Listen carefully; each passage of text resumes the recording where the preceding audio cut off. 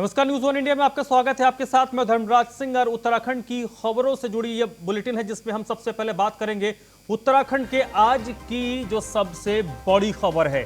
उत्तराखंड के सियासी हलचल को लेकर यह बड़ी खबर है क्योंकि उत्तराखंड की जो सियासत है वो इस वक्त दिल्ली शिफ्ट हो गई है। कल दिल्ली में उत्तराखंड विधायक दल की बैठक होगी। उत्तराखंड के सभी बीजेपी विधायकों को दिल्ली तलब किया गया है। दिल्ली में पहले से ही 4 मंत्री और 25 विधायक मौजूद हैं और अब बाकी के जो विधायक हैं उन सभी विधायकों को दिल्ली तलब किया गया है। यानी भारतीय जनता पार्टी यानी उत्तराखंड सरकार की जो सियासत है वो अब देहरादून से दिल्ली शिफ्ट हो गई है। और जिस तरीके से सत्र संपन्न हुआ और उसके बाद पिछले 1-2 दिन में जो सियासी उठापटक उत्तराखंड की सियासत में देखने को मिला है उसके बाद तो ये साफ लग रहा है कि कुछ ना कुछ उत्तराखंड सरकार में चल रहा है। क्या है ये अब तक साफ स्पष्ट तौर पर नहीं कहा जा सकता क्योंकि सरकार की तरफ से जो भी पक्ष यानी केंद्रीय नेतृत्व भारतीय जनता पार्टी की हो या फिर उत्तराखंड भाजपा की तरफ से जो भी नेता हैं वो सब ये कह रहे हैं कि सब कुछ ठीक है, लेकिन जो सिनेरियो है वो सारी कहानी बयां कर रहा है।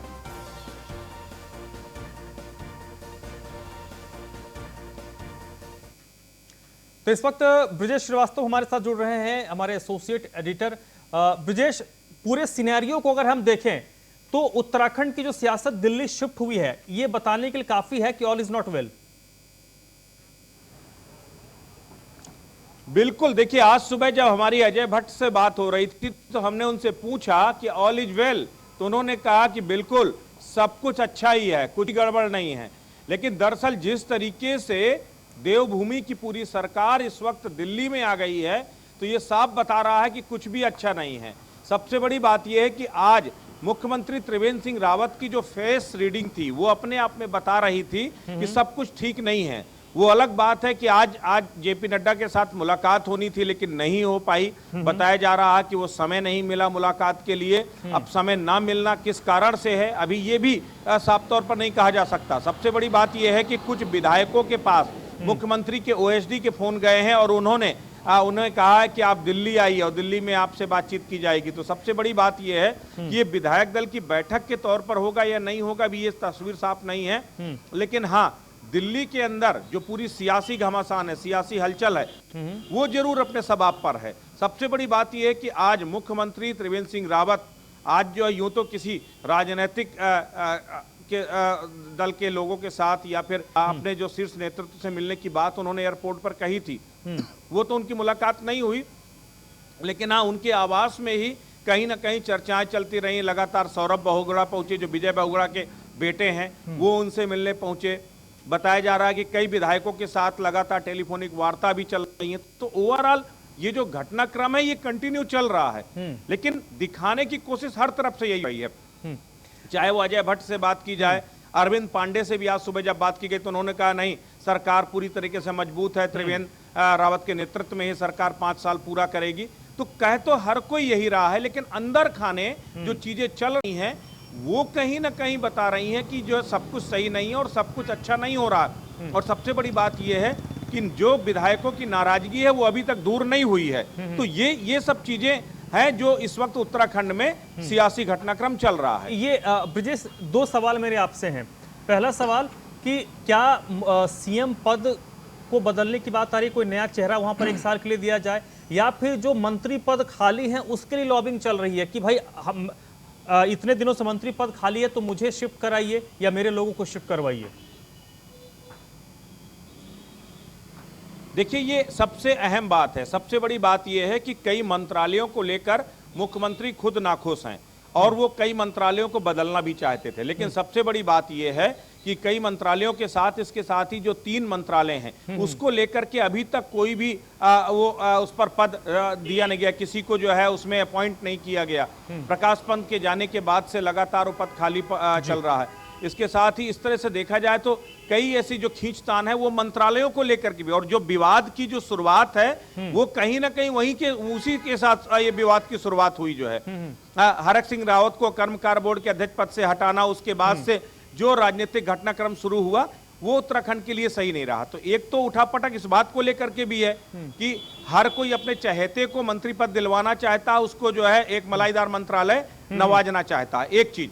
दूसरी सबसे बड़ी बात यह है कि बहुत सारे विधायकों की नाराजगी इस बात को लेकर के है कि हम सीनियर हैं और हमें वो मौका दिया जा सकता था, लेकिन हमारी तरफ तवज्जो नहीं दी जा रही, और अब जब 4 साल पूरे हो गए, बहुत ज्यादा समय नहीं बचा है, तो ये एक सबसे बड़ी नाराजगी की बात है।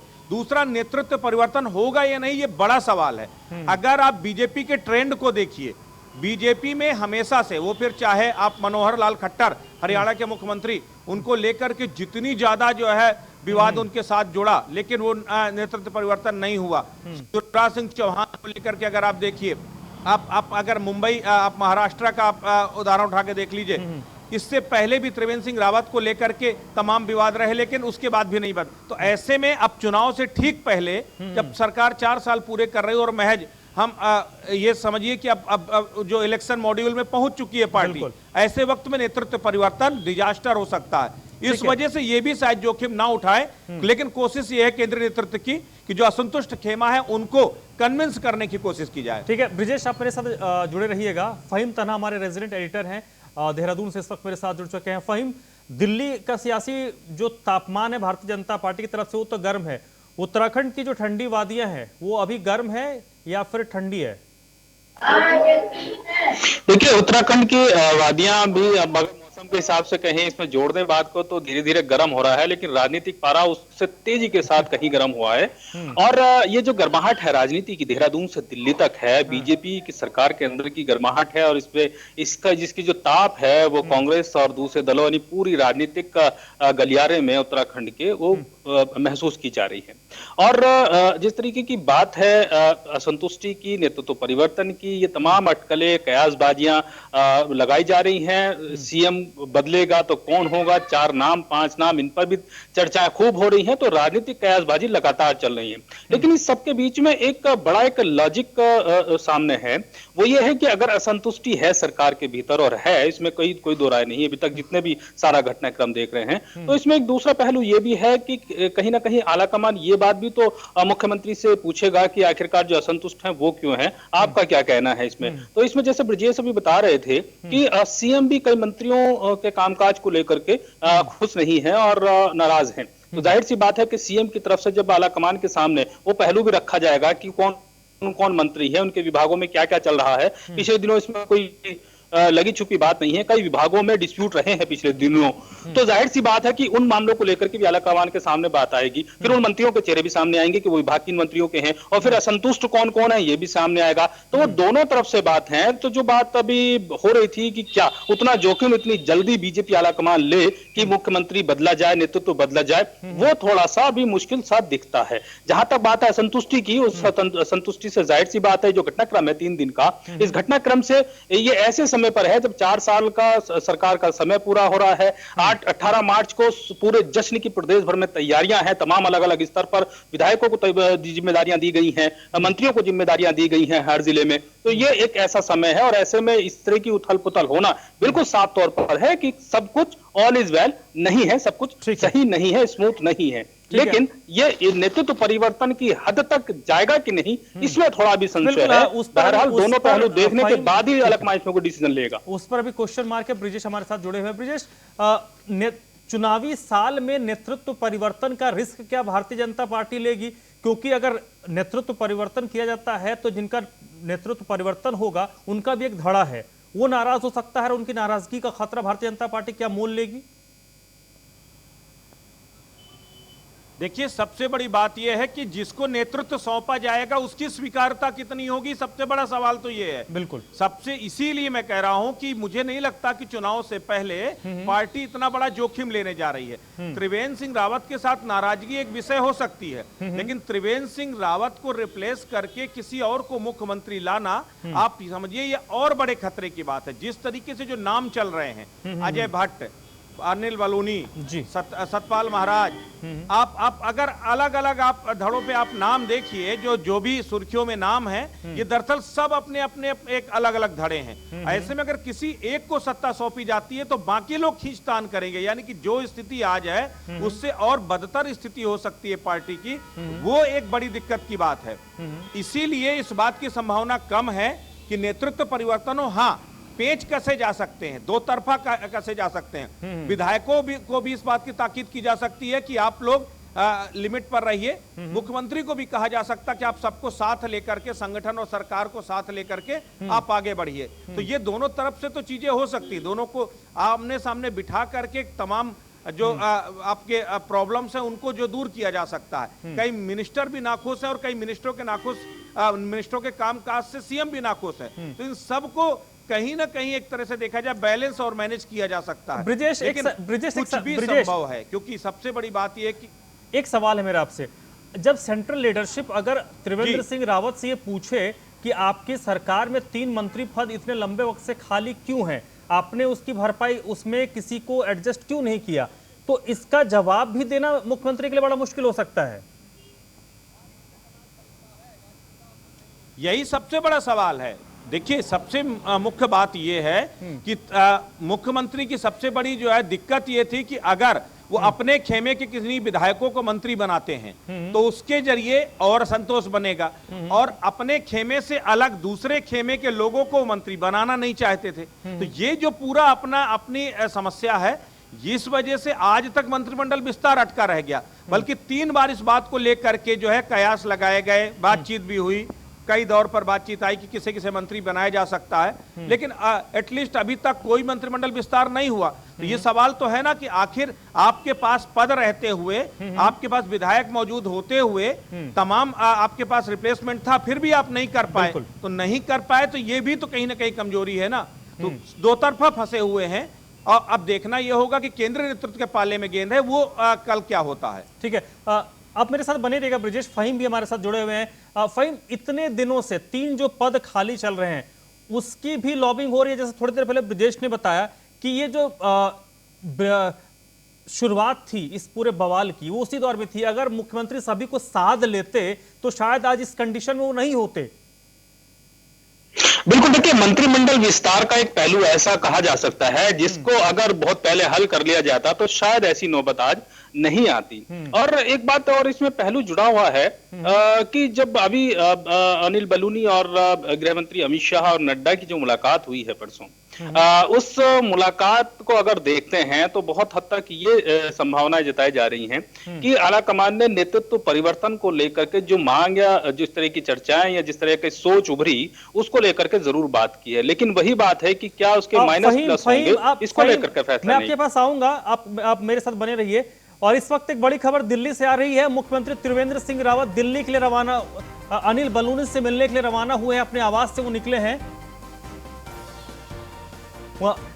तो इस वक्त की जो बड़ी खबर आ रही है उत्तराखंड की सियासत से, सबकी नजर जिस शख्स पर है वो खुद मुख्यमंत्री हैं, और अब मुख्यमंत्री अपने दिल्ली आवास से रवाना हुए हैं और ये उनकी मुलाकात होनी है अनिल बलूनी से। अनिल बलूनी जो भारतीय जनता पार्टी के वरिष्ठ नेता हैं, उत्तराखंड से ताल्लुक रखते हैं, सांसद हैं, और अब वो रवाना हुए हैं उनसे मुलाकात करने के लिए। और बड़ी बात है कि जो कुछ थोड़ी बहुत बातचीत चल रही है नेतृत्व परिवर्तन की, और अगर ऐसा होता है, क्योंकि अभी इफ एंड बट बहुत ज्यादा है, अगर ऐसा होता है तो जो कुछ नाम चल रहे हैं उसमें एक नाम अनिल बलूनी भी है।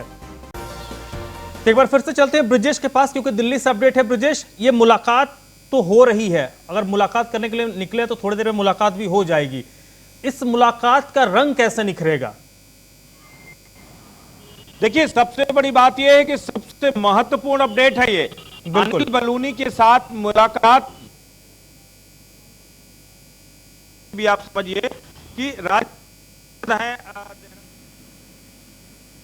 और मुख्यमंत्री उनके साथ लगातार मिलते रहते हैं। दोनों के बीच में बहुत सारी बातचीत होती रहती है उत्तराखंड के विकास को लेकर के, क्योंकि अनिल बलूनी बेहद ही सक्रिय हैं उत्तराखंड में। लेकिन इसका दूसरा पहलू यह है कि जब नेतृत्व परिवर्तन बात आ रही तो उसमें सबसे बड़ा नाम जो चर्चाओं में है वो खुद अनिल बलूनी का है। यानी कि अगर त्रिवेंद्र सिंह रावत का रिप्लेसमेंट है तो अनिल बलूनी है। अब सबसे बड़ी बात यह कि अनिल बलूनी की अगर बात करें तो वो अमित शाह के बेहद ही खास माने जाते हैं, केंद्रीय नेतृत्व के साथ बेहद जो है एक तरह पसंदीदा चेहरा है जो है।